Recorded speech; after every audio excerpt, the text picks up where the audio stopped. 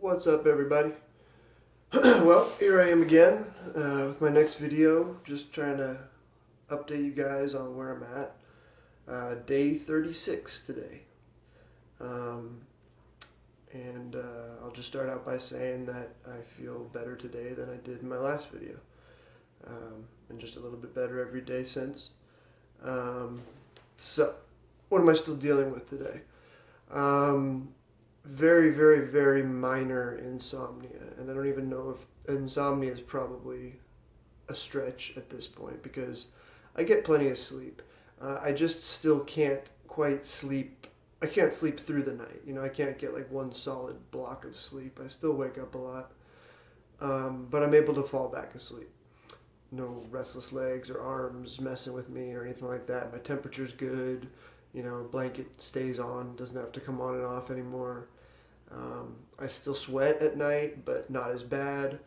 Um, let's see. I don't wake up sweaty every time, but I feel like when I'm dreaming, I sweat. Like when my mind is racing and thinking about things.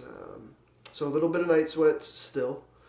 I get a little bit of like sweaty armpits in the daytime, which is not, it's definitely related to the detox for sure, even 36 days later, because that's never happened to me before. Just sitting playing video games, I'll get like sweaty armpits, any kind of, activity. And I still get, I mentioned this in one of my other videos, just a little bit of a strange BO. Not always, but I still don't know if it's just my senses thinking that my regular sweat smells like something else, but I think not at this point because I've sweat plenty of times where I didn't smell it, and it's a little bit less all the time. It's not like a terrible gross smell or anything. It's just like a smell that I can't identify. So at this point, with everything that I've researched about Suboxone and how insidiously it sort of gets into all of your bones and fat and this and that and the other thing, so it's reasonable to think that it's still making its way out, all this time later, or that I'm just still suffering from lightweight symptoms from that. But all those things I just mentioned so far, the minor night sweats here and there, and the little bit of sweaty armpits in the daytime, totally doable. Really reaching at this point to like tell you guys about withdrawal symptoms. My head is really, really cleared up. Just got back from taking my dog for a walk. I had a couple more days playing soccer. Foot hurts from playing soccer, which that seems fair enough after 7.5 years of not playing soccer and not using my feet, not being athletic really in any way. I think that's fair because I went out there and I probably gave it more than I should have, and so that's fine. But my foot hurts, and ibuprofen for that, no big deal. What else? I'm getting to the point now where I'm getting ready to go out and try to find a job and get back into the swing of things in life. Appetite is fantastic. I've been exercising. I still don't have all the energy that I want. I try to combat that in the morning by taking some supplements. I take multivitamin. I drink a big thing of water with about 2,000 milligrams of emergency vitamin C in it, and protein shake, and what else? Some probiotics for my stomach, fish oil, and what else am I taking? Oh, a little bit of Mio, the Mio in the water, little energy drink stuff. I used to drink 5-hour energies. I was drinking 2 a day for almost the entire time that I was on Suboxone. And you don't even realize like how jittery and how not right that stuff makes you.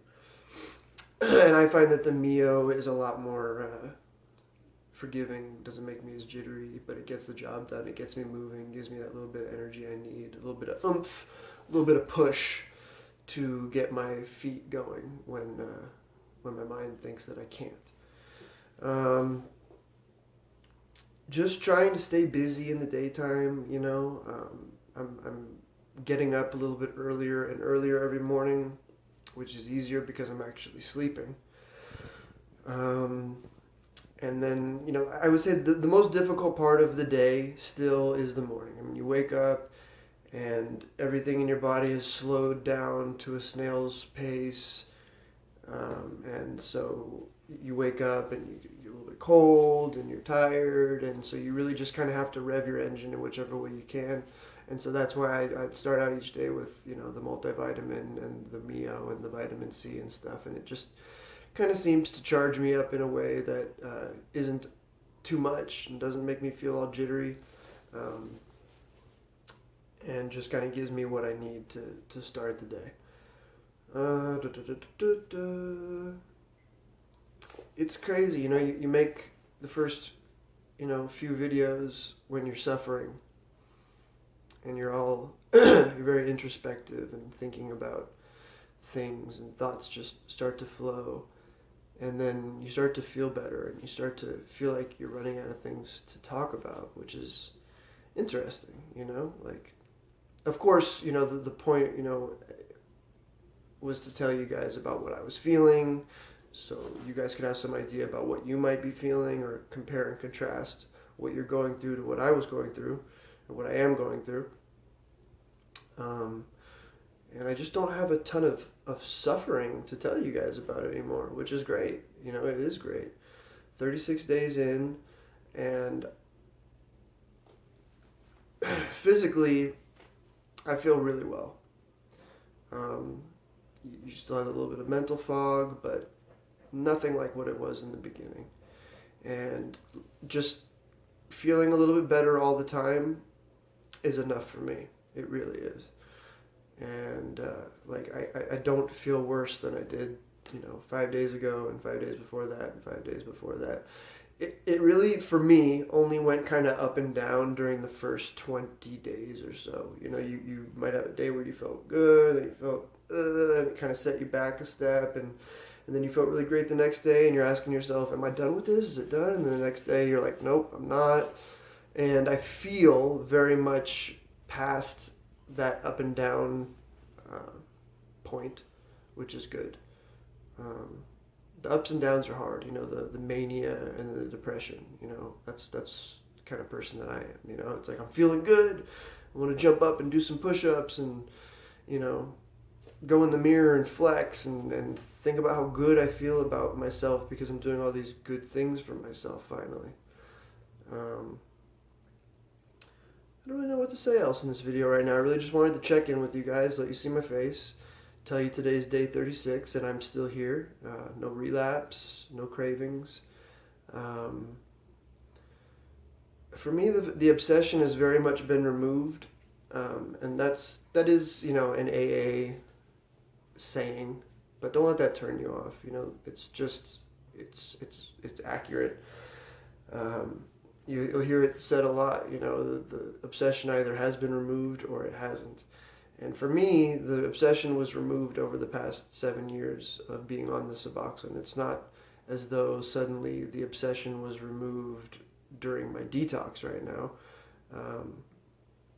I just had a lot of time to change and to sort of metamorphosize, if you will.